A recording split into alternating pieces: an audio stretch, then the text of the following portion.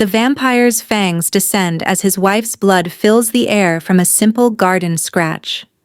3 centuries of control hangs by a thread, while her children sleep upstairs, unaware their stepfather is fighting his darkest nature. One moment of weakness could destroy the family he spent a year building. Before we dive in, comment where in the world you are watching from, and don't forget to click subscribe. The winter storm hit Blackwood County without warning. Sheets of ice turned the mountain roads into glass, and the temperature plummeted to levels that could kill an unprepared human in minutes. Inside Ravencrest Manor, Adrian Thorne stood at his study window, watching the blizzard rage across his estate with the detached interest of someone who'd witnessed 1,000 such storms over 3 centuries. The manor was quiet. Too quiet.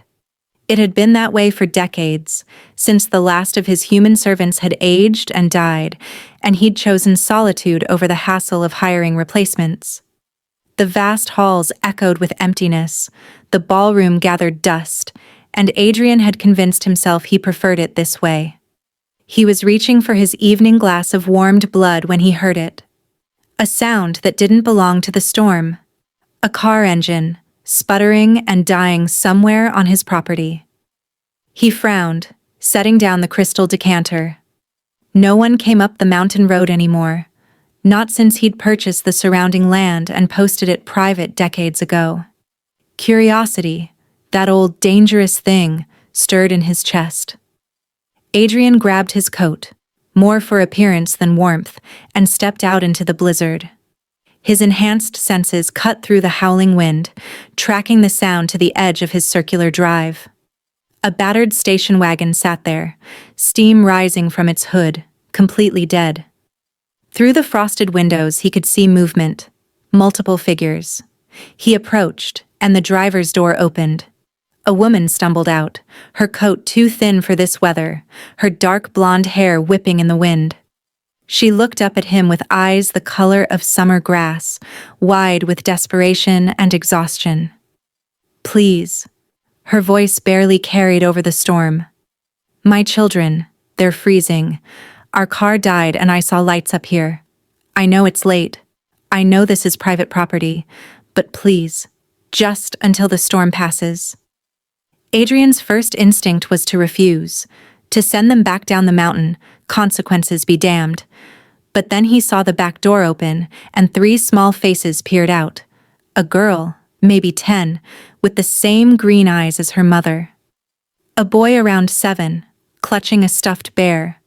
And a tiny girl, no more than 4, shivering so violently her teeth chattered audibly even from where he stood.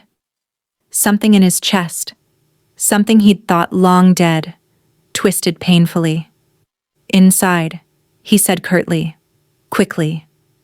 The woman's relief was palpable. She turned to her children. "Come on, babies. This nice man is going to help us." Nice. The word almost made him laugh. Was many things, but nice had never been one of them. He watched as the woman gathered her children, the older 2 able to walk, but the youngest so cold she could barely move. Without thinking, Adrian stepped forward and lifted the small girl into his arms. She was lighter than a feather, her body radiating a chill that would have been dangerous even to him if he were still human. The child looked up at him with enormous blue eyes, and despite her shivers, she smiled. "You're tall," she whispered. "And you're freezing," he replied, surprised by the gentleness in his own voice. Inside the manor, Adrian directed them to the grand sitting room, the only space he'd maintained with any regularity. He started a fire in the massive stone fireplace, the flames roaring to life with unnatural speed. The children huddled close to the warmth while their mother stood uncertainly by the door. "Thank you," she said softly. "I'm Catherine Hayes. These are my children, Emma, Daniel, and Sophie." Adrian Thorne. He studied her more carefully now, in the light. She was probably in her early 30s, with an elegant bone structure that spoke of beauty that would age well if she lived long enough. But there were shadows under those green eyes, a tightness around her mouth that spoke of hardship and loss. "We were trying to reach the next town," Catherine continued, her hands twisting together nervously. "Our apartment? We lost it. I have family in Millbrook, but the storm hit faster than the forecast said." "Millbrook is 40 miles away," Adrian said flatly. "In this storm, on these roads, you would have died before you made it halfway." Catherine's face paled, and he saw her look at her children, the reality of how close they'd come to disaster hitting her. "I didn't know what else to do." The smallest one, Sophie, tugged on Adrian's sleeve. Her shivers had lessened but hadn't stopped. "Mister, do you have hot chocolate?" Adrian blinked. He had a wine cellar full of vintage bottles worth millions, a refrigerated store of carefully sourced blood, and approximately 0 groceries suitable for children. "No," he admitted. Sophie's face fell, and something in Adrian's chest twisted again. "I have tea," he offered, unsure why he was bothering. "And bread. Perhaps some preserves." The middle child, Daniel, perked up. "I like jam." Within the hour, Adrian found himself doing something he hadn't done in over a century: hosting. He'd located tea, plain bread, and a jar of raspberry preserves that was, thankfully, not ancient. The children ate with the desperate hunger of those who hadn't had a proper meal in too long, and Catherine watched them with an expression that broke something in Adrian he hadn't known could still break. "When did you last eat?" he asked her quietly while the children were distracted. Catherine's green eyes met his, and he saw pride war with honesty. "Yesterday morning. The kids needed it more." Adrian disappeared into his kitchen and returned with more bread, cheese he'd forgotten he had, and the best bottle of wine in his collection because, why the hell not? "Eat," he commanded, pouring her a glass. "I can't. I need to save room for you. Need to eat." His voice carried the weight of 3 centuries of authority. "Your children need you alive and functional." Catherine's hands shook as she accepted the wine, took a small sip, and her eyes widened. "This is incredible." "It should be. It's from 1787. She nearly choked. "You can't just... This must be worth its wine. Drink it or don't. But stop arguing with me." Something sparked in her eyes then. Defiance, maybe. Or humor. She took another sip, longer this time, and when she set the glass down, there was color in her cheeks that hadn't been there before. "You're very bossy for someone who just met us, and you're very stubborn for someone who nearly froze to death on my doorstep." Their eyes locked, and Adrian felt something pass between them. Something dangerous and entirely unwelcome. Emma, the oldest, approached shyly. "Mr. Thorne, thank you for helping us. Mama says we should always be grateful for kindness." Adrian looked down at her serious little face and felt ancient walls beginning to crack. "You're welcome." He cleared his throat. "There are guest rooms upstairs. Your mother can choose which ones you'd like." "We can stay?" Daniel's face lit up. "Until the storm passes," Adrian said firmly. "Just until then." But as he led them upstairs, showing Catherine the guest wing with its 4 bedrooms and attached bathrooms, watching the children's wonder at the space and warmth, he had the unsettling feeling that just until then might become something far more complicated. Sophie grabbed his hand as they walked, her small fingers wrapping around 2 of his. "You have a really big house," she said solemnly. "Are you lonely here, all by yourself?" Adrian froze. 300 years of carefully constructed emotional armor, and a 4-year-old had found the crack in a single question. "Sometimes," he admitted quietly. "Sometimes I am." Catherine's eyes met his over her daughter's head, and in them he saw understanding. Recognition. She knew loneliness too. "Well, you're not lonely tonight," Sophie announced with the absolute certainty of childhood.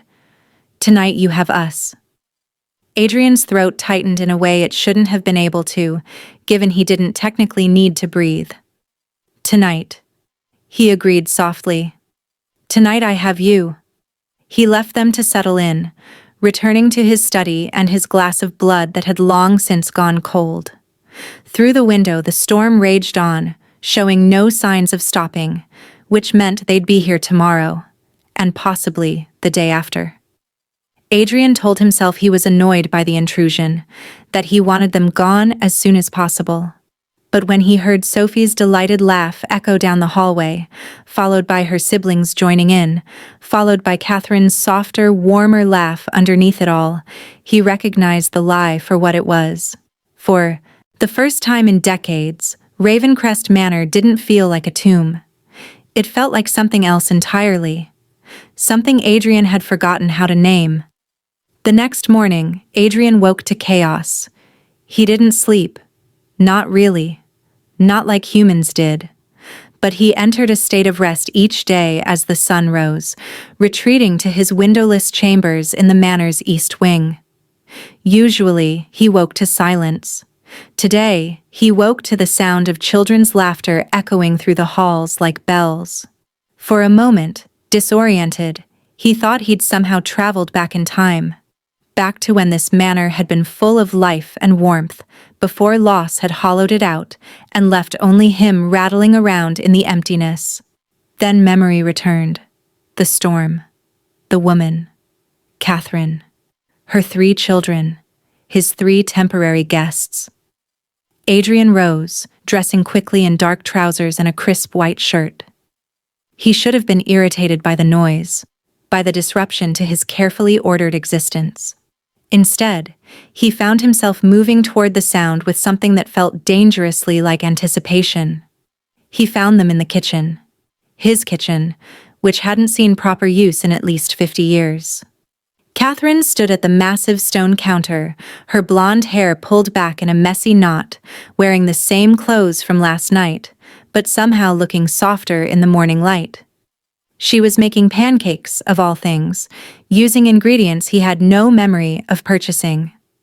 The children sat at the old wooden table, faces bright with excitement. Sophie was chattering about something, her small voice animated, while Daniel listened with the serious attention of an older brother. Emma helped her mother, carefully counting out forks and plates. They looked like a painting. Something from a life Adrian had stopped believing in centuries ago. Catherine looked up and saw him standing in the doorway. Her cheeks flushed pink. "I'm so sorry. I found flour and eggs in your pantry. They were still good somehow, and the kids were so hungry. I should have asked first. I'll pay you back, I promise. I just stop." Adrian held up a hand, surprised by how rough his voice sounded. "You don't need to apologize for feeding your children." Sophie spotted him and her face lit up like sunshine breaking through clouds. "Mr. Adrian, Mama's making pancakes. Do you want some?" "I don't," he started, then caught Catherine's expression. She was watching him with those summer grass eyes, and in them he saw a silent plea. "Don't tell them. Don't let them know you're different. Let them feel safe just a little longer." "I would love some," Adrian finished smoothly, moving to join them at the table. The lie came easily. 3 centuries of practice made him an excellent actor. He accepted a plate of pancakes, doused them in syrup he had no memory of buying, and proceeded to move food around convincingly, while the children ate with enthusiasm that spoke of too many missed meals. "These are really good, Mama," Daniel said through a mouthful, and Catherine's smile was soft with love. "Thank you, baby." She glanced at Adrian. "I hope you don't mind. I took some liberties with your kitchen. The kitchen hasn't been properly used in decades. You're doing it a service." Adrian found himself studying her in the morning light. She looked younger somehow, less burdened. The wine from last night had brought color to her face, and sleep in a warm bed had eased some of the tightness around her eyes. She was beautiful. He'd noticed it last night, but in the harsh desperation of the storm it had been a distant observation. Now, in his kitchen, making breakfast for her children with flour dusting her sleeve and a slight smile on her lips, her beauty hit him like a physical force. Adrian realized with uncomfortable clarity that he hadn't been attracted to anyone in a very, very long time. "The storm's still bad," Catherine said, nodding toward the window where snow continued to fall in thick sheets. "I checked the weather on my phone before the battery died. They're saying it might last another 2 days." 2 days. Adrian should have felt trapped by the prospect. Instead, he felt something closer to relief. "You're welcome to stay as long as necessary," he said carefully. "The manor has plenty of room." "Really?" Emma's eyes widened. "We can stay in this beautiful house for 2 whole days?" Something in her voice, the wonder mixed with disbelief, told Adrian exactly how rough their life had been lately. Beautiful houses weren't part of their world anymore. Maybe they never had been. "Yes," he said firmly. "You can stay." Sophie climbed down from her chair and approached him with the fearless confidence of a child who hadn't yet learned that some people were dangerous. She held up her syrup-sticky hands. "Will you play with us?" "We brought games in the car." Adrian stared down at her. When was the last time someone had asked him to play? 200 years ago? 300? "I'm not sure I'd be very good at children's games." "That's okay." Sophie's smile was pure sunshine. "We'll teach you." And that was how Adrian Thorne, 300-year-old vampire lord of Ravencrest Manor, found himself spending his afternoon playing Connect 4 with a 7-year-old who cheated shamelessly, Uno with a 10-year-old who had a strategic mind that would have impressed military generals, and having a pretend tea party with a 4-year-old who insisted he use the fancy voice for his stuffed animal guests. Catherine watched from the sitting room sofa, a book in her lap that she wasn't reading. Adrian could feel her eyes on him as he carefully balanced a plastic teacup between his fingers and spoke in an absurd British accent that made Sophie dissolve into giggles. He should have felt ridiculous. Instead, he felt something warm and unfamiliar spreading through his chest. When evening came and the children grew tired, Catherine herded them upstairs for baths.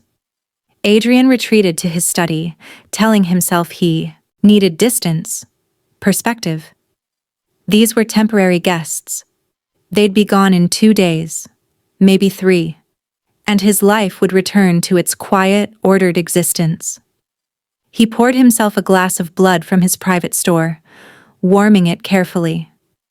As he drank, he heard footsteps in the hallway, soft, hesitant.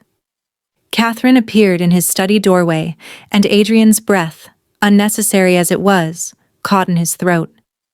She'd showered, her hair hung loose around her shoulders, still damp, and she wore different clothes, a simple green sweater and dark jeans that must have been in her luggage. She looked clean and warm and achingly alive in a way that made Adrian acutely aware of how dead he was. "I wanted to thank you," she said softly. "For today. For everything. The kids. They haven't been this happy in months." "What happened?" The question escaped before Adrian could stop it. "To their father, I mean. You said you were widowed." Pain flickered across Catherine's face, but she didn't shy away from the question. "Car accident. 1.5 years ago. Michael was driving home from a late shift and someone ran a red light." She wrapped her arms around herself. "He died instantly," they said. "Didn't suffer. I'm sorry. Everyone says that." She smiled, but it didn't reach her eyes. The truth is, Michael was a good man, a great father. But we were living paycheck to paycheck even before he died. After, the medical bills from his funeral, trying to keep up with rent on just my income, she shook her head. "I lost my job 6 months ago. Downsizing. By last month, we'd burned through everything. The eviction notice came on Christmas Eve." Adrian's hands tightened on his glass. "You've been homeless since Christmas?" "Not exactly homeless. We stayed with a friend for a few weeks. Then in a motel when I got some temp work." When that money ran out, she met his eyes, and he saw the shame there, mixed with defiant pride. We slept in the car for 3 nights before I decided to try reaching my sister in Millbrook. She has a spare room, maybe some job connections. In winter, in a car, with 3 children. The ice in Adrian's voice could have frozen the room colder than it already was. Catherine flinched slightly. I know it was stupid. I know I put them at risk. But what was I supposed to do? Stay in the city with nowhere to go and watch my children slowly freeze or starve? At least this way, we had a chance. You had no chance. Adrian stood, his 3 centuries of control fraying. That storm would have killed you all. Do you understand that? In another hour, maybe less, your daughter, the little one, she would have stopped shivering. That's when hypothermia becomes fatal. Catherine's face went white, and Adrian saw her sway slightly. He moved without thinking, catching her elbow, guiding her to the leather chair by his fireplace. I didn't mean to, she started, her voice shaking. I know. Adrian knelt in front of her, meeting her eyes. You were desperate, and you made the best choice you could, with impossible options. I'm not angry with you, Catherine. I'm angry at a world that would let a mother and her children fall through the cracks so completely. Her eyes filled with tears, and one spilled over, tracking down her cheek. I'm trying so hard to keep it together, to be strong for them. But I'm so tired, Adrian. I'm so tired of failing them. You're not failing them. You kept them alive. You got them here. That's not failure. I can't even feed them properly. I can't give them a real home. I can't. Her voice broke. Without thinking, Adrian reached up and wiped the tear from her cheek with his thumb. Her skin was warm under his touch, so warm it almost burned. Catherine's breath caught, and suddenly the air between them felt charged with something electric. Their eyes locked. Adrian saw his own loneliness reflected in her gaze, recognized the ache of loss that mirrored his own. She'd lost her partner, her stability, her sense of safety in the world. He'd lost so much over 3 centuries that the list would take lifetimes to recite. But right now, in this moment, neither of them was alone. Catherine's hand came up slowly, hesitantly, and covered his where it rested against her cheek. Her fingers were delicate, trembling slightly, and Adrian marveled at how something so fragile could make him feel so undone. Why are you being so kind to us? She whispered. You don't know us. We're nothing to you. Adrian wanted to tell her the truth, that he saw in her children the ghost of the family he'd once had, centuries ago, before death had claimed them all. That her daughter's laugh reminded him of his sister's, his little sister who'd died of plague in 1742. That her son's serious eyes held the same thoughtful intelligence as his own son, the one who'd been killed in a war Adrian couldn't even remember the name of anymore. That Catherine herself made him feel something he'd thought long dead, something warm and dangerous and terrifyingly alive.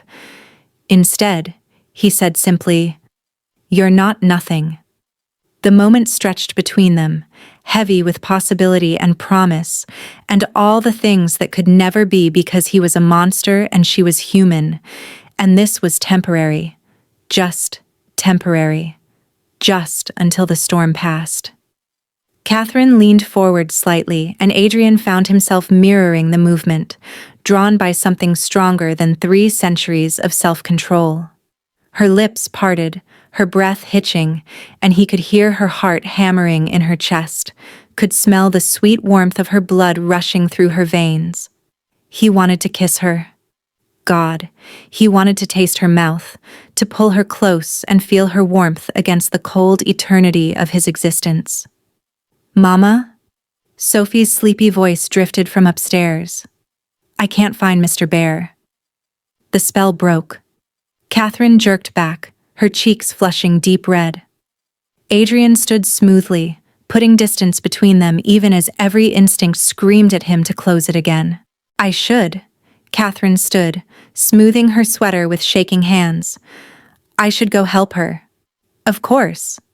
She moved to the door, then paused, looking back at him over her shoulder.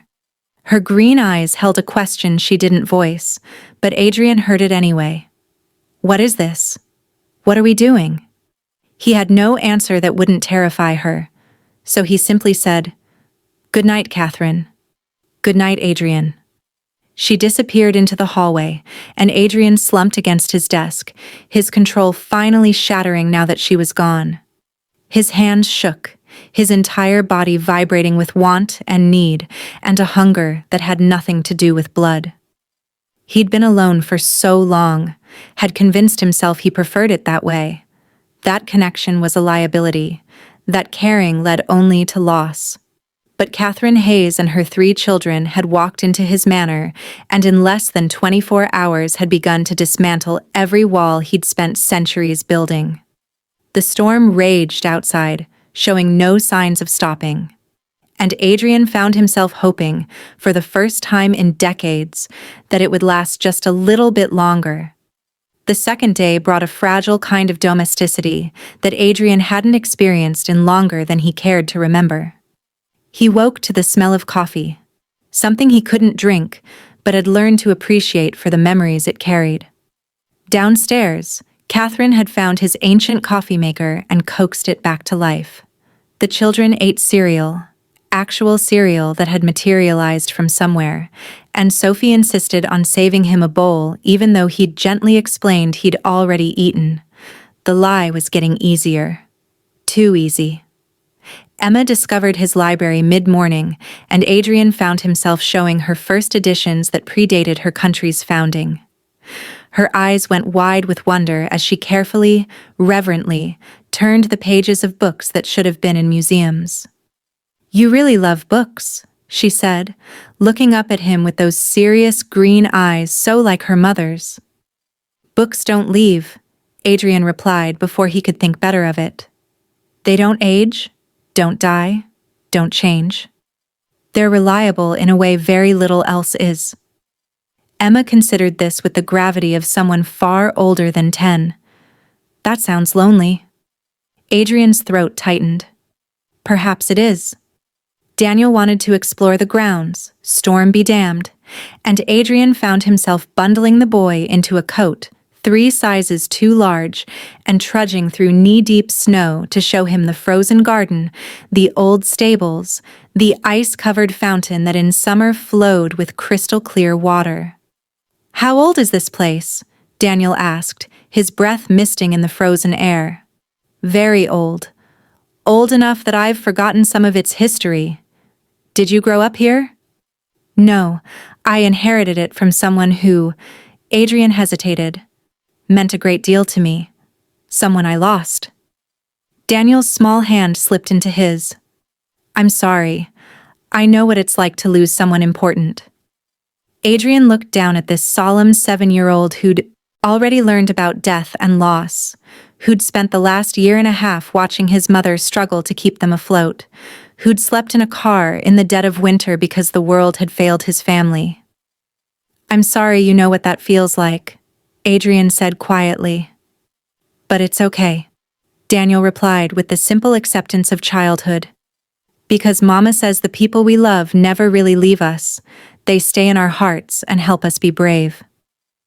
Adrian's chest ached with something that felt too much like grief. Sophie, predictably, wanted to play dress-up.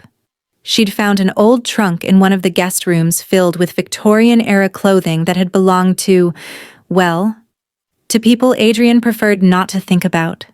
Catherine appeared in the doorway of the ballroom, where Sophie had demanded Adrian host a proper ball, to find her youngest daughter draped in a gown that pooled around her tiny feet like waves, attempting to waltz with Adrian, who was bent nearly double to accommodate her height.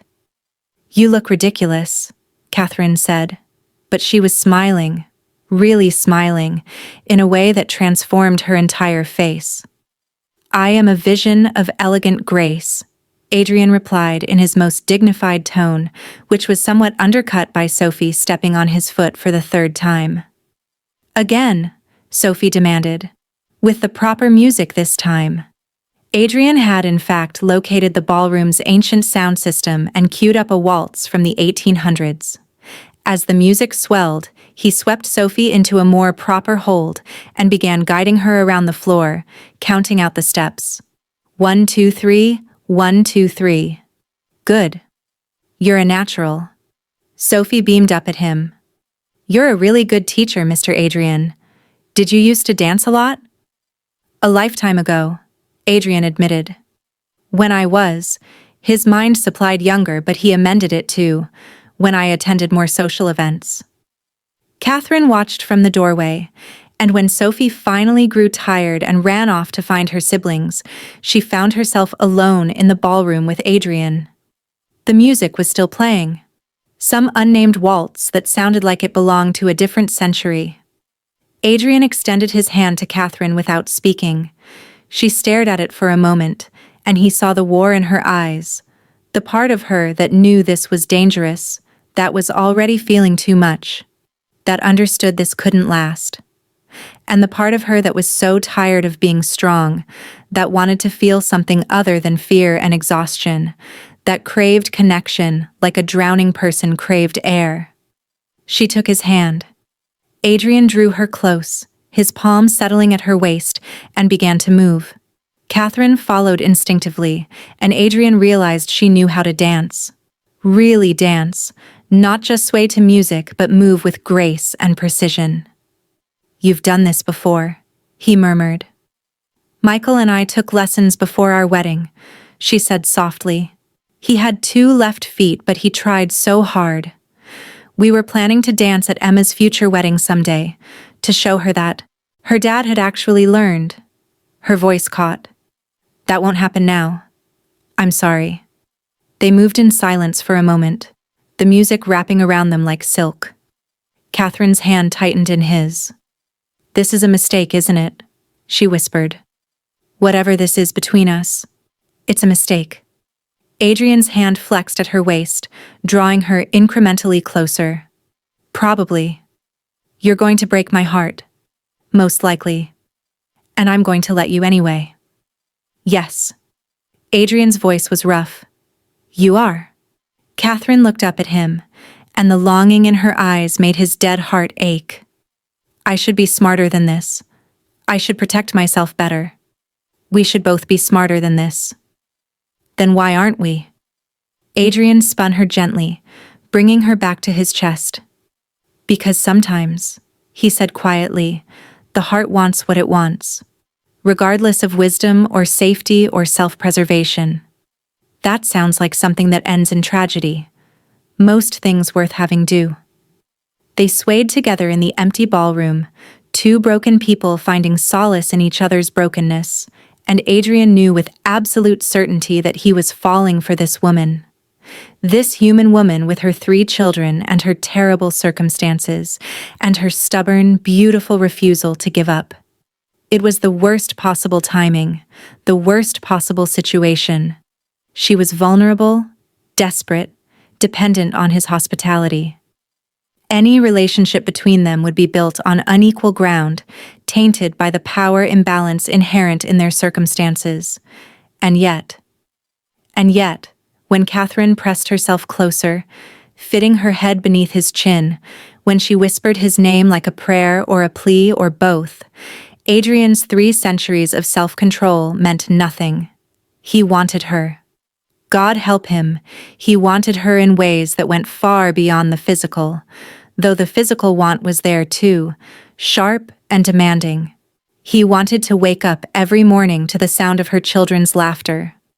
Wanted to watch Sophie grow up, to teach Daniel how to be a good man, to see Emma discover the world through books and wonder. He wanted to give Catherine the safety and security she'd been denied, to see the shadows fade from her eyes, to make her smile every single day for the rest of her life. Which was the problem?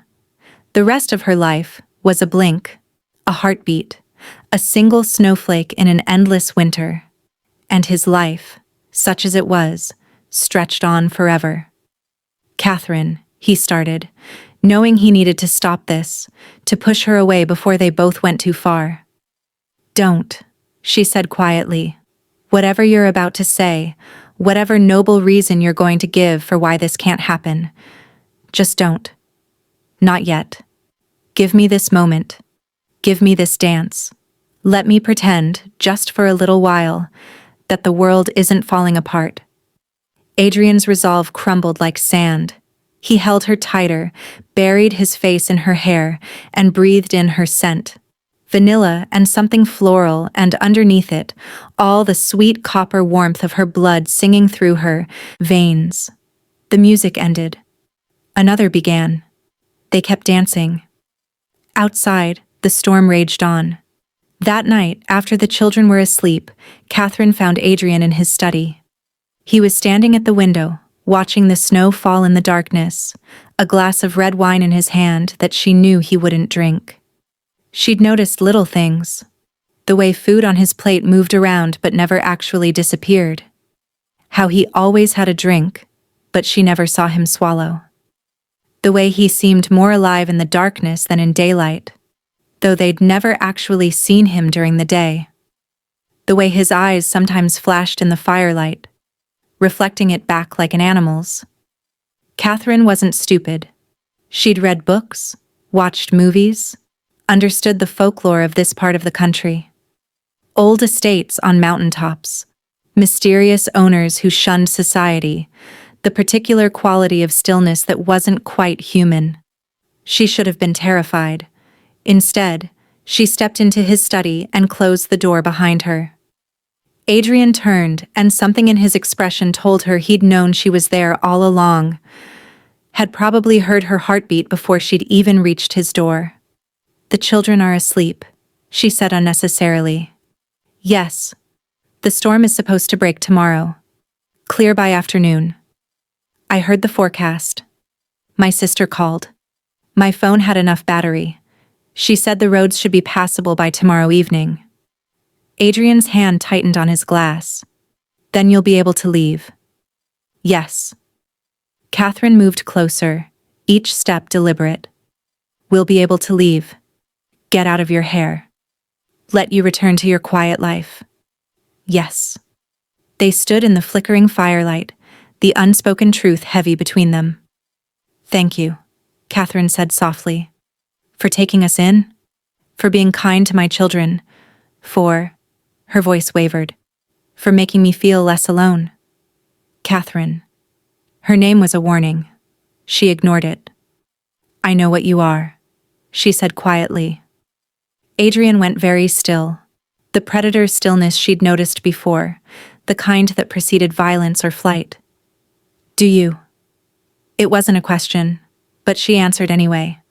"Yes. I've suspected since the first night. I'm certain now." "Then you understand why you need to leave. Tomorrow, as planned. Get to your sisters. Start your new life. Forget you were ever here." Catherine laughed, and it came out bitter. "Forget? You think I'll ever forget this? Forget you? You must. For your safety. For your children's safety. Are you planning to hurt us?" The question seemed to startle him. "No. Never." "Then why?" "Because I'm a monster, Catherine.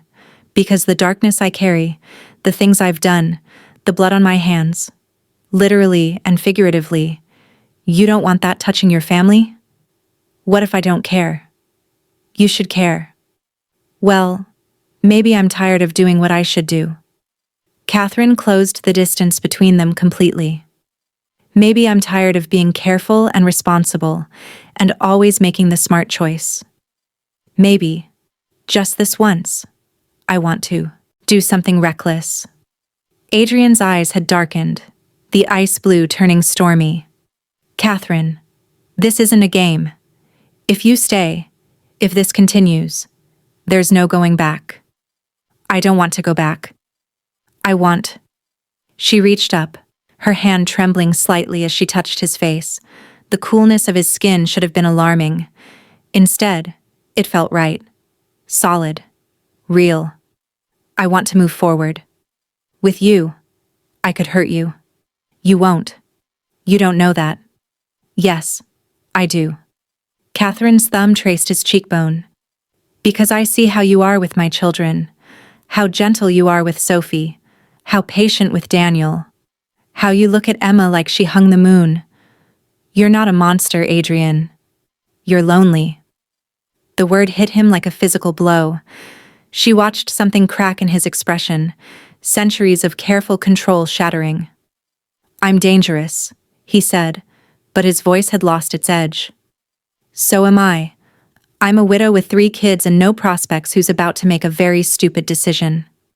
Her hand slid to the back of his neck. I'm about to kiss a vampire. Catherine. It was still a warning, but weaker now.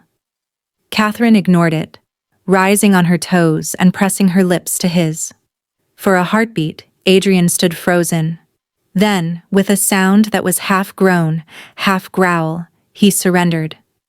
His arms came around her, pulling her close, and he kissed her back with 3 centuries of pent-up loneliness and hunger and desperate, aching need. His lips were cool but not cold, firm and demanding and devastatingly skilled. Catherine's knees went weak. She clutched at his shoulders, opening to him, and felt him shudder against her. The kiss deepened. Adrian's hand tangled in her hair, tilting her head to better access her mouth, and Catherine had never been kissed like this. With Michael, it had been sweet and comfortable, the warmth of long familiarity. This was fire. This was drowning and flying all at once. This was 300 years of experience focused entirely on her, and it was overwhelming and perfect and terrifying. When they finally broke apart, both breathing hard even though only one of them needed air, Adrian pressed his forehead to hers. This is madness, he whispered. I know. You should run. I won't. Catherine. His voice was rough, desperate. I don't know how to do this. Haven't tried to connect with anyone, haven't wanted to, in decades. I'll fail you, disappoint you, break your heart without meaning to. Then you'll be just like every other man. Catherine's smile was sad. The difference is, you're honest about it. What if I can't let you go? Then don't. Adrian pulled back to look at her, really look at her, and Catherine saw the war in his expression.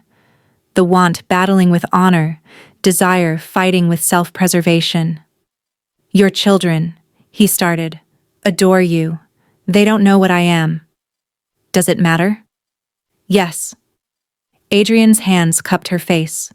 It matters. If they stay, if you stay, they need to know the truth.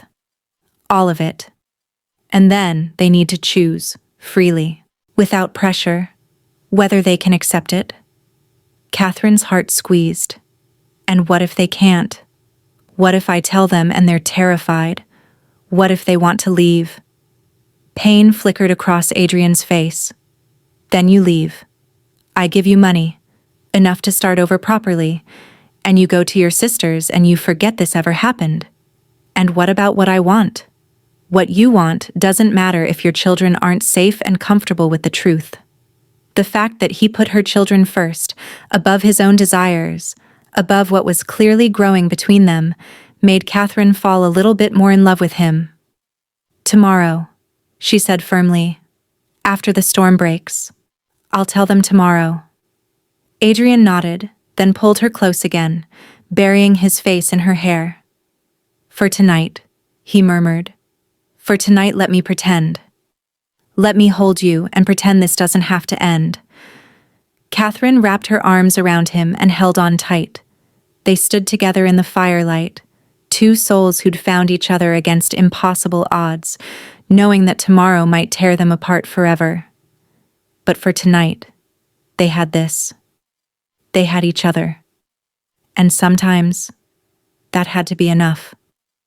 The storm broke the next morning as forecast, revealing a world transformed. Snow blanketed everything in pristine white, the sun reflecting off it so brightly it hurt to look at. The roads were being cleared, civilization creeping back up the mountain. Their borrowed time was ending. Catherine gathered her children in the library, where they'd spent so many hours over the past 3 days. Adrian stood by the window, giving them space, his expression carefully neutral. "Babies," Catherine started, her voice steady despite the fear coiling in her stomach. "We need to have a serious talk about Mr. Thorne." Emma looked up from her book. "Is something wrong?" "Not wrong exactly. Just complicated." Catherine glanced at Adrian, drawing strength from his quiet presence. "What do you know about vampires?" Sophie's eyes went wide. "Like in the movies?" "Sort of. But real vampires aren't like the movies. They're—" Catherine struggled for the right words. "They're people. Just different. And Mr. Thorne is one of them." Silence. Daniel and Emma exchanged glances. Sophie just tilted her head, processing. "Is that why you don't eat with us?" Emma asked Adrian directly, her serious eyes thoughtful rather than afraid. Adrian moved away from the window, kneeling so he was at their level. "Yes. I don't need food the way you do. I survive on blood." "Human blood?" Daniel's voice was small. "Sometimes. From people who choose to donate it, like you might donate to a blood bank. I've never killed anyone to feed." Adrian's gaze was steady, honest. "But I am dangerous. I'm stronger than humans. Faster. I'll live forever while everyone around me ages and dies." "That sounds lonely," Emma said softly. "It is." Sophie scrambled down from her chair and walked over to Adrian. She studied his face with the intense concentration only children could manage. "Are you going to hurt us?" "No. Never." "Do you want us to leave?" Something cracked in Adrian's expression. "No. I very much want you to stay." "Then we should stay." Sophie's logic was simple. Absolute. "Because you're nice, and you make Mama smile, and you're not lonely anymore when we're here." Catherine's eyes filled with tears. "Baby, it's not that simple. Living with a vampire, it's different. Dangerous sometimes. And Adrian will live forever while we—" She couldn't finish. "While you grow old and die," Adrian finished quietly. "Yes. That's the reality. I'll watch you age. Watch your children grow up, have children of their own, eventually pass away. And I'll still be here, unchanged. That's not fair to ask of anyone." Daniel stood and walked over to his mother. He took her hand, then reached out and took Adrian's as well. "Dad died and left us. He didn't want to, but he did." The 7-year-old's voice was solemn. "At least you'll stay.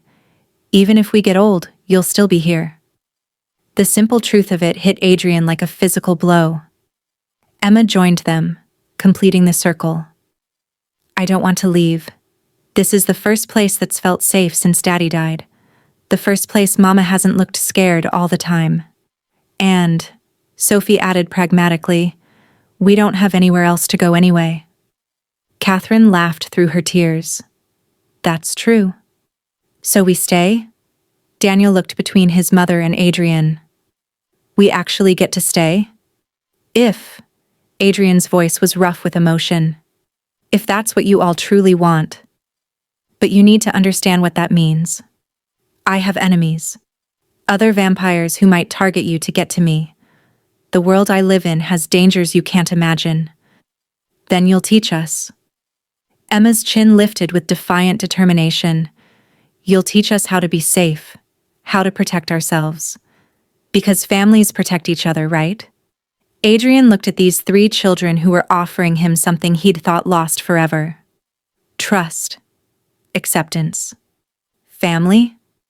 "Yes," he said softly. "Families protect each other." Sophie threw her arms around his neck.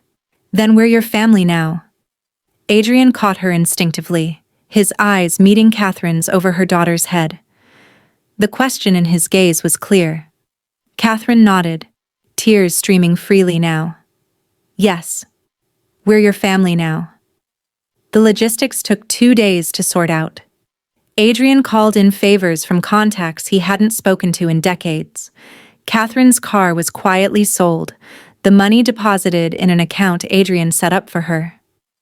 Her sister was called and told that Catherine had found a job opportunity too good to pass up, live-in position with excellent benefits. Not technically a lie. The children's school records were transferred to the local district. Adrian discovered that homeschooling was an option and quietly hired the best tutors money could buy.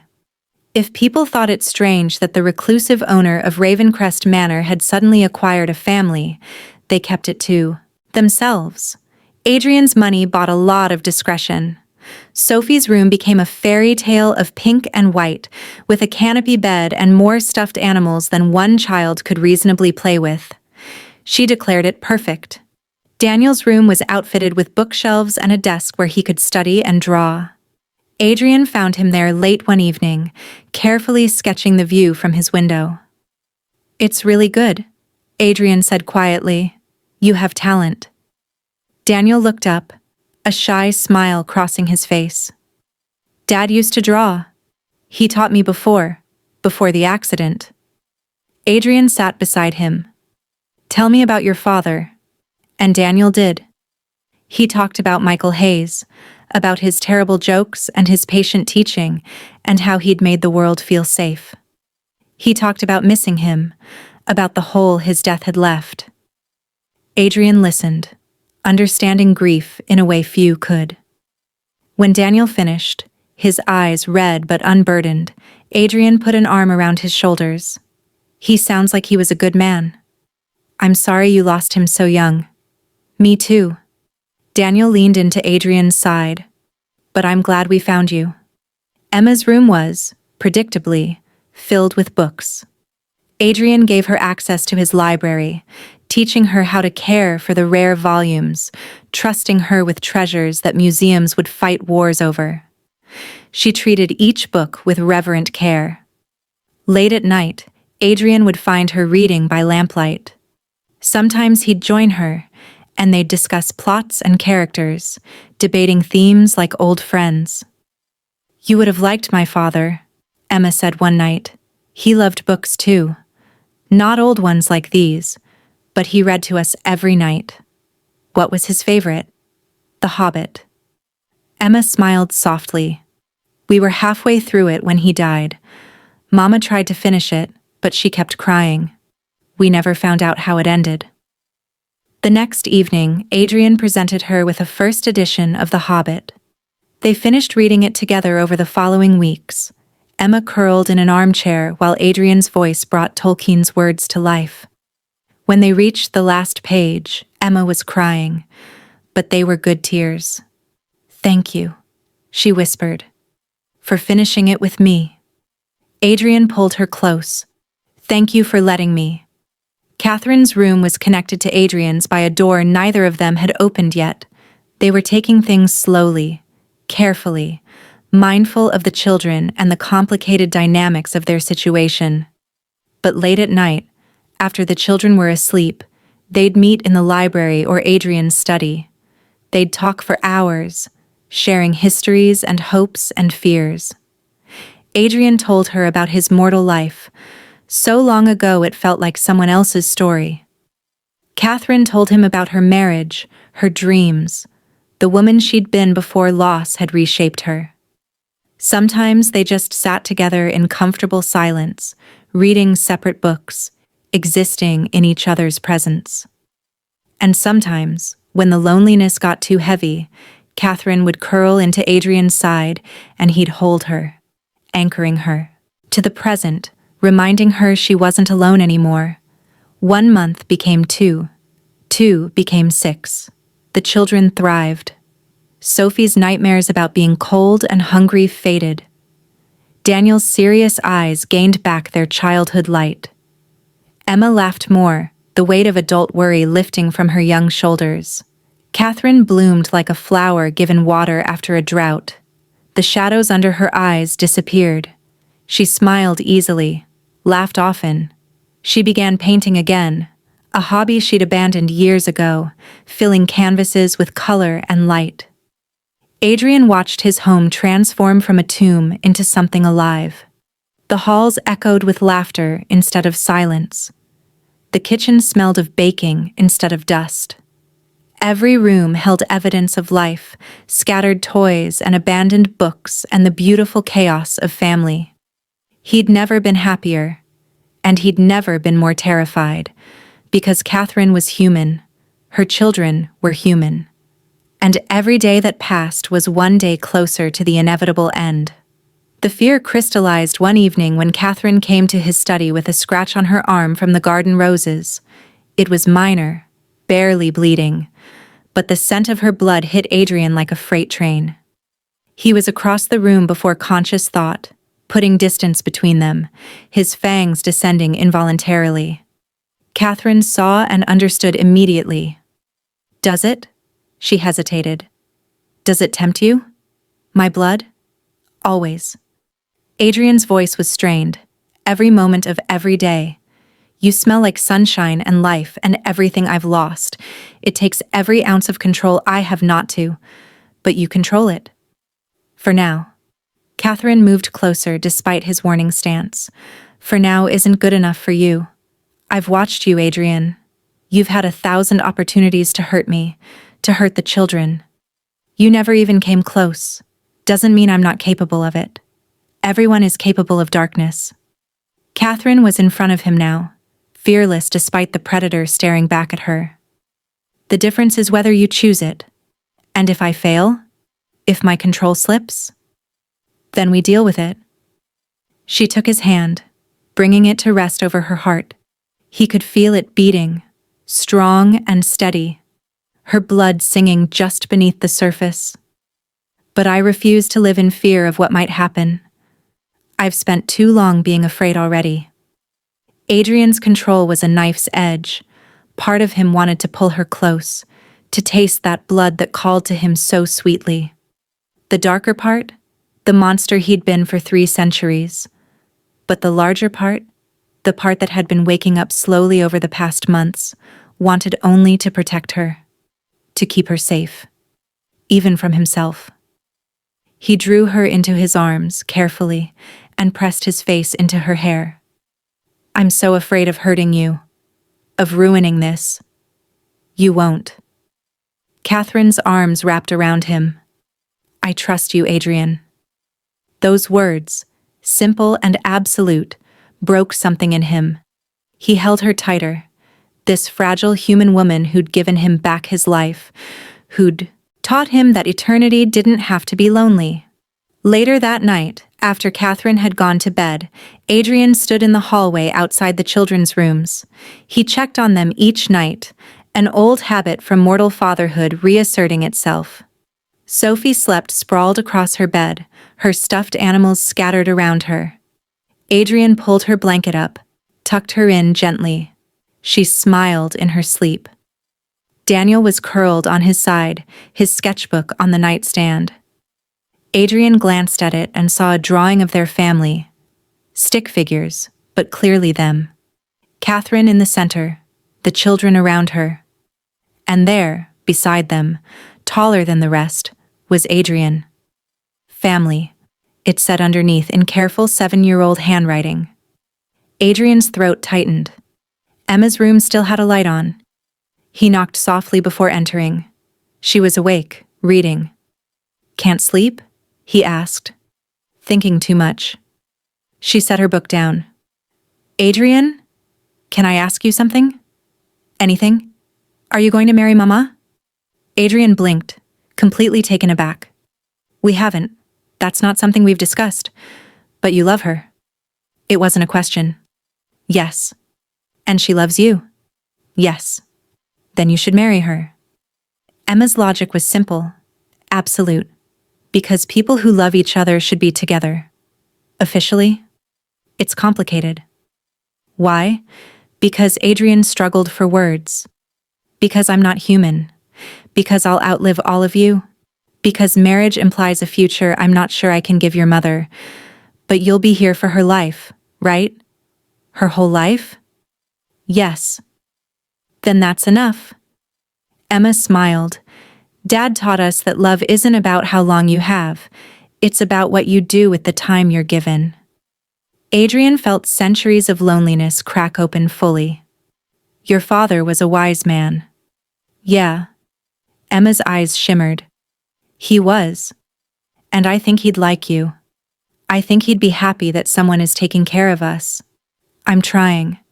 You're doing more than trying. Emma reached out and hugged him. You're being a dad. Maybe not the same way he was, but still. You're family now. Adrian held this serious 10-year-old who'd had to grow up too fast and let himself believe it. Let himself accept it. He was family now. 6 months turned into a year. The seasons cycled. Spring brought new growth to the gardens that Catherine lovingly restored. Summer saw the children playing in the grounds, their laughter echoing through the trees. Autumn painted everything gold and red. Winter returned, bringing snow but no storms, no desperate families fleeing disaster. Just peace, just home. Adrian still had his darkness. There were nights when the weight of eternity pressed down on him, when he retreated to his study and counted the years he'd lost. But now, when that happened, Catherine would find him. She wouldn't try to fix it or make it better. She'd just sit with him in the darkness and remind him he wasn't alone. The children grew. Sophie started school, making friends with the other children in town. Daniel discovered a love of astronomy, and Adrian bought him a telescope that cost more than most people's cars. Emma devoured every book in the library and started writing her own stories. And Catherine, she painted. She filled the manor with color and life, transforming each room into something beautiful. But her masterpiece was in the ballroom, where she'd created a mural that took up an entire wall. It was their family. Not perfect representations, but impressionistic, dreamlike. 4 humans surrounded by light and warmth. And there, protective and present, a shadow that was also light. Adrian. When she finished it, she stood back to admire it. He found her there, paint splattered and exhausted but smiling. It's beautiful, he said softly. It's us. She turned to him. All of us. The family we chose. Adrian pulled her close. I never thought I'd have this again, neither did I. Catherine tilted her face up to his. But here we are. He kissed her, slow and deep, pouring 3 centuries of loneliness and 1 year of joy into it. When they broke apart, both were smiling. Marry me, Adrian said suddenly. Catherine blinked. What? Marry me. He cupped her face. I know I'm not human. I know I can't give you a normal life. But I can give you forever, as long as your forever lasts.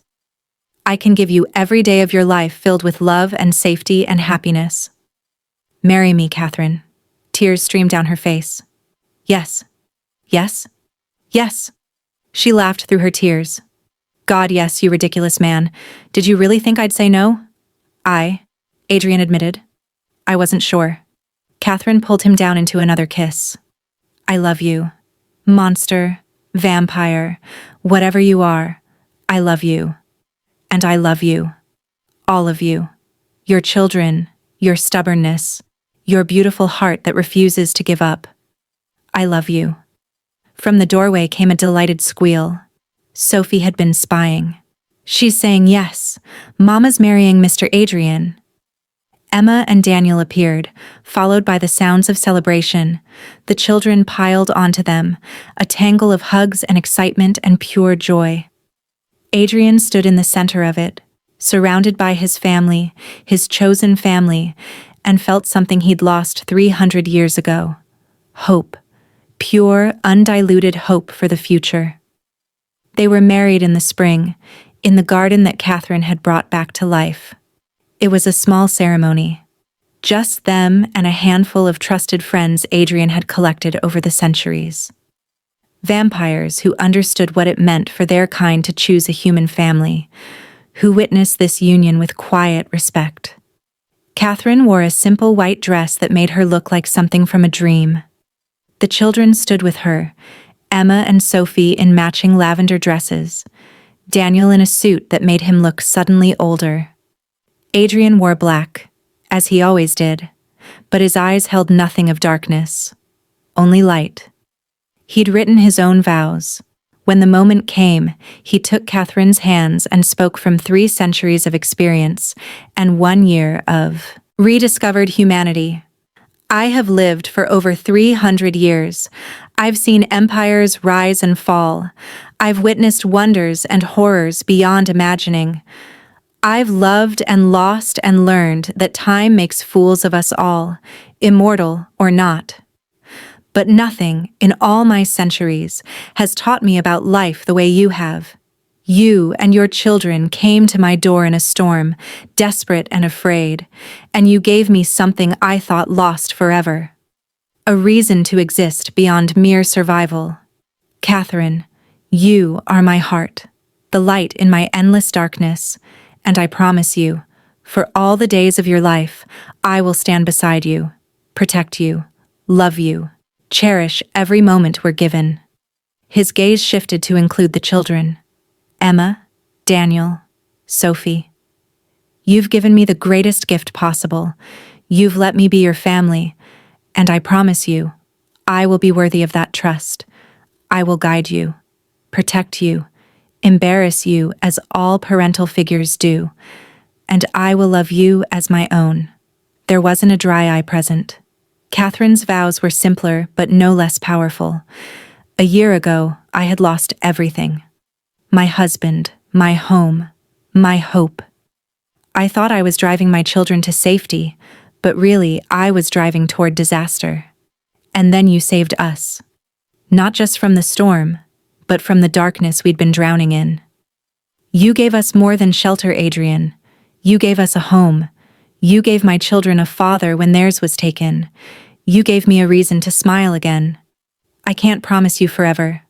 I'm human, fragile, temporary. But I can promise you every day I have. Every morning, every evening, every moment in between. I promise to love you exactly as you are, monster and man, darkness and light. All of you. When the officiant pronounced them married, Adrian kissed his wife with 300 years of pent-up emotion, and Catherine kissed him back with all the fierce love of a mother who'd fought the world to protect her children and had found someone willing to fight beside her. The children cheered. Later, at the reception held in the restored ballroom beneath Catherine's mural, Adrian danced with each of his new children. Sophie went first, standing on his feet like they'd practiced, giggling as he waltzed her around the floor. "You're my dad now," she said happily. "For real." "For real," Adrian agreed, his throat tight. Daniel was more reserved, but no less sincere. "Thanks for making Mama happy again. I don't remember her smiling this much before Dad died. Your father gave her beautiful years. I'm honored to give her more." Emma was last, tall enough now that Adrian didn't have to bend quite so far. She looked up at him with serious eyes. "Take care of her, please. When Daniel and Sophie and I grow up and leave. When it's just the two of you. Promise me you'll take care of her." Adrian understood what she wasn't saying. "When you watch us age and die, when you're left alone again, don't let her be alone too. I promise. For as long as she lives, she'll never be alone." Emma hugged him tight. "Good, because you're the best stepfather a girl could ask for." Stepfather. The word shouldn't have meant so much, but it did. Finally, Adrian danced with Catherine, his wife, and the world fell away. It was just them, swaying to music that seemed to come from everywhere and nowhere, lost in each other. "I can't give you immortality," Adrian murmured. "I thought about it, turning you, making you like me so we'd have forever. But I'd lose the children," Catherine finished. "Vampires can't have children. If I became one, I'd outlive them. Watch them die, and that's not a trade I'm willing to make." "I know." Which means, his voice cracked. Which means someday I'll lose you. Yes. Catherine's hand cupped his cheek. But not today. Not tomorrow. Not for many years if we're lucky. So let's not mourn a future we haven't reached yet. Let's just love each other in the time we have. Adrian pulled her closer. You're wiser than I am. I'm just more practiced at living in the moment. You've had centuries. I've only had decades. I've learned not to waste them. They danced until the sun began to rise, until the guests departed, until the children fell asleep in the chairs lining the ballroom. Adrian carried each one to bed, tucking them in with fatherly care. When he returned to the ballroom, Catherine was waiting. She took his hand and led him to their rooms, to the door that had stood closed between them for a year. She opened it. Their room, not his or hers but theirs, was lit with candles. The bed was massive, draped in dark silk that seemed to absorb the flickering light.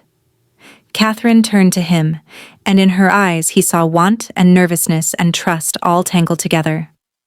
I've never, she started. Since Michael, I haven't. I know. Adrian's hands were gentle as he touched her face. We don't have to, if you're not ready. I'm ready. She laughed self-consciously. I'm nervous. You've probably been with dozens of women. Hundreds, maybe. Women far more beautiful and experienced than me. You're wrong. Adrian's thumb traced her lower lip. I've had lovers. Yes. Over 3 centuries, there have been others. But I've never had this. His hand moved to rest over her heart. I've never had someone who chose me not for what I am or what I can give them, but despite it. Someone who looked at the monster and decided to love the man anyway. I've never regretted it. Not once. Neither have I. Catherine rose on her toes to kiss him. And I'm tired of waiting. Adrian's control, carefully maintained for a year, finally snapped. He kissed her back with everything he'd been holding in, all the want and need and desperate love, and Catherine opened to him like a flower to sunlight. He lifted her easily, carried her to the bed, laid her down on silk that was cool against her heated skin. His hands were reverent as he undressed her, treating each piece of clothing like a gift being unwrapped. Each inch of revealed skin like something precious. Catherine had been with only one man in her life, and that had been comfortable, familiar, the warmth of long companionship. This was different. This was fire and desperation and a hunger that threatened to consume them both. Adrian's hands mapped her body, learning every curve and hollow. His mouth followed, pressing kisses to her throat, her collarbones, the swell of her curves, the soft skin of her stomach. Catherine arched beneath him, her fingers tangling in his dark hair, holding him close. When he finally settled between her thighs, his cool breath ghosting over her most intimate places, Catherine trembled with anticipation. Beautiful, Adrian murmured, his eyes meeting hers. You're so beautiful. Then he put his mouth on her, and Catherine's world exploded into sensation. His skill was devastating. 300 years of experience focused entirely on her pleasure, his tongue moving in ways that had her crying out, her hands fisting in the silk sheets. He took his time, learning what made her gasp, what made her moan, what made her hips lift, desperately seeking more. When she shattered the first time, it was with Adrian's name on her lips and his hands holding her steady through the storm. He moved up her body, kissing his way back to her mouth, and Catherine tasted herself on his lips. She should have been embarrassed, but she was too far gone for shame. Please, she whispered against his mouth. I need you. All of you. Adrian's eyes searched hers. Are you sure? I've never been more sure of anything. He positioned himself at her entrance, and Catherine felt the cool press of him against her heated skin. Slowly, giving her time to adjust, he pushed inside. Catherine gasped. He was bigger than Michael had been, and it had been so long, and the combination of pleasure-pain was almost too much. But Adrian moved with exquisite care, inch by inch, until he was fully seated inside her. For a moment they just stayed like that, joined completely, both of them trembling with the enormity of it. Then Adrian began to move. It was slow at first, deep rolling thrusts that had Catherine's eyes fluttering closed. But as her body adjusted, as her slickness eased the way, he picked up the pace. His hands gripped her hips, holding her steady as he drove into her with controlled power. Catherine wrapped her legs around his waist, meeting him thrust for thrust, her nails digging into his shoulders. The coolness of his skin was a perfect contrast to her heat, and where they joined felt like the meeting of winter and summer, ice and fire. Adrian buried his face in her neck, breathing in her scent, feeling her pulse race beneath his lips.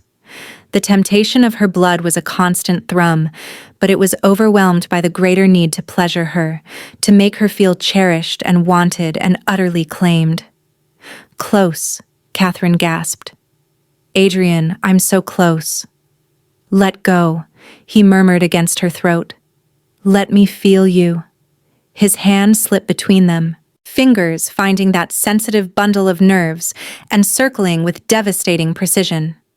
Catherine's second release hit her like a tidal wave, her inner walls clenching around him as she cried out. The feeling of her coming apart beneath him, around him, pushed Adrian over the edge.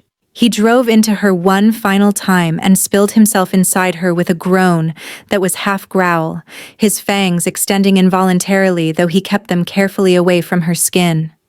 They collapsed together, bodies still joined, both breathing hard even though only one of them needed to. Catherine's hands traced patterns on Adrian's back, feeling the defined muscles beneath cool skin. "I love you," she whispered. Adrian lifted his head to look at her, and his eyes were bright with emotion. "I love you. More than I thought possible. More than I have words to express." They made love twice more that night, learning each other's bodies, finding rhythms and preferences, building new memories to layer over old ones. When dawn approached and Adrian had to retreat to the darkness, Catherine curled against his side, satisfied and exhausted and perfectly happy. "Thank you," she murmured sleepily. "For what?" "For choosing us. For letting us choose you. For being exactly what we needed."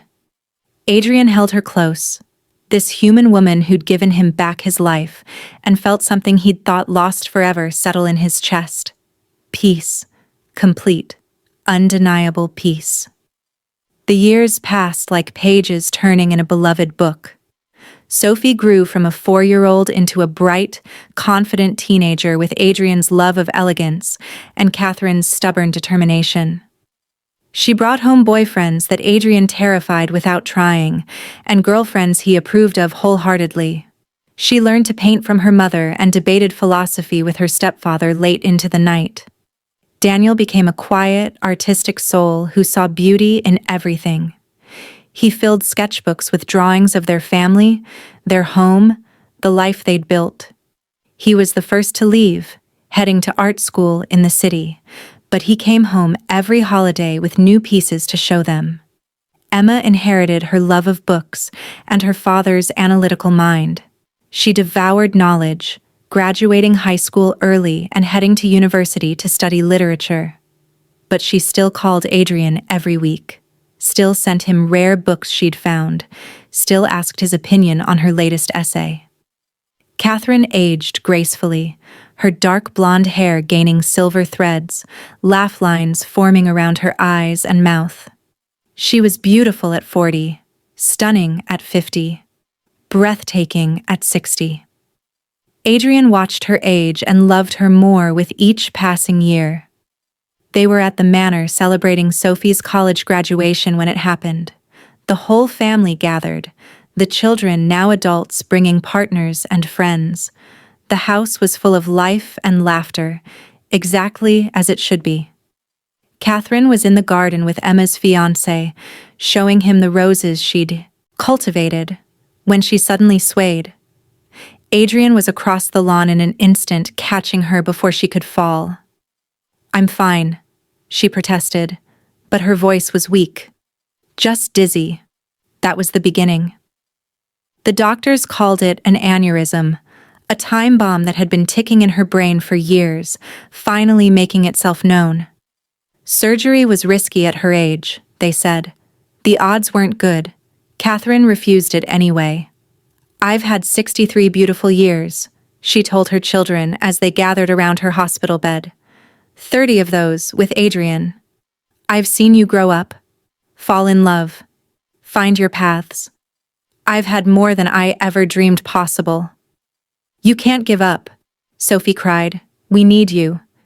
You have each other. And you have Adrian."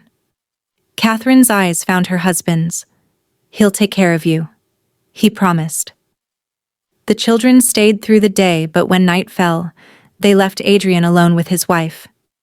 He sat beside her bed, holding her hand, feeling her pulse grow weaker with each passing hour. "I'm not ready to let you go," he admitted quietly. "I know I've had centuries. I know I'll have centuries more. But I'm not ready for this." Catherine smiled, the expression costing her energy she didn't have. "I know. But you'll survive, Adrian. You always have. Surviving isn't living. Then live." Her grip on his hand tightened with what little strength she had left. "Promise me you'll live, not just survive. Keep painting. Keep reading. Stay close to the children. Be their anchor when I'm gone, I promise. And maybe," her eyes grew distant, "maybe someday, you'll open your home to someone else who needs you. The way you opened it to us." "Catherine, I could never. I'm not asking you to replace me." She met his eyes. "I'm asking you not to let the manor become a tomb again. Not to let loneliness hollow you out. You have so much love to give, Adrian. Don't bury it with me." Tears he couldn't shed burned behind his eyes. "How am I supposed to exist in a world without you in it? The same way I existed after losing Michael. One day at a time. One breath at a time." She touched his face with trembling fingers. "And you remember that we had this, that it was real, that we chose each other." Her heart was slowing. Adrian could hear it, feel it. The rhythm that had been his anchor for 30 years gradually fading. "I love you," he whispered. "For whatever eternity I have left, I love you." "I know." Catherine's smile was peaceful. "And I'll love you forever, in whatever comes after this." Her eyes closed. Her breath stopped. And for the second time in his long life, Adrian Thorne's heart broke completely. The funeral was held in the garden she'd loved so much. The entire town came, along with humans and vampires who'd known Catherine's kindness. Adrian stood with his children, Emma holding his left hand, Sophie his right, Daniel's hand on his shoulder. They cried openly. He couldn't, his vampire nature denying him even that release. But when they lowered Catherine into the ground beside the roses she'd planted, something inside Adrian shattered in a way that would never fully heal. The children stayed for a week, making sure he was all right, though they all knew he wasn't. How could he be? Emma was the last to leave. She stood in the doorway of his study, her mother's green eyes filled with concern. "Don't disappear," she said quietly. "Don't lock yourself away again. Mama wouldn't want that." "I know. We'll visit. Regularly. And you'll call." She stepped closer. "You're still our father, Adrian. Loss doesn't change that." After they left, the manor fell silent again. Adrian wandered the halls like a ghost, seeing Catherine everywhere. In the library where she'd curled up reading. In the garden she'd brought back to life. In the ballroom where her mural still covered the wall. A family she'd created through sheer force of will. He lasted 3 weeks before the loneliness became unbearable. It was snowing when he heard the knock on his door. Unexpected, at this hour, during a storm that shouldn't have brought anyone up the mountain. Adrian opened the door to find a young woman standing there, barely 20, with a baby in her arms and terror in her eyes. "Please," she said, her voice shaking from cold and fear. "I saw lights. My car died. My baby. She's so cold.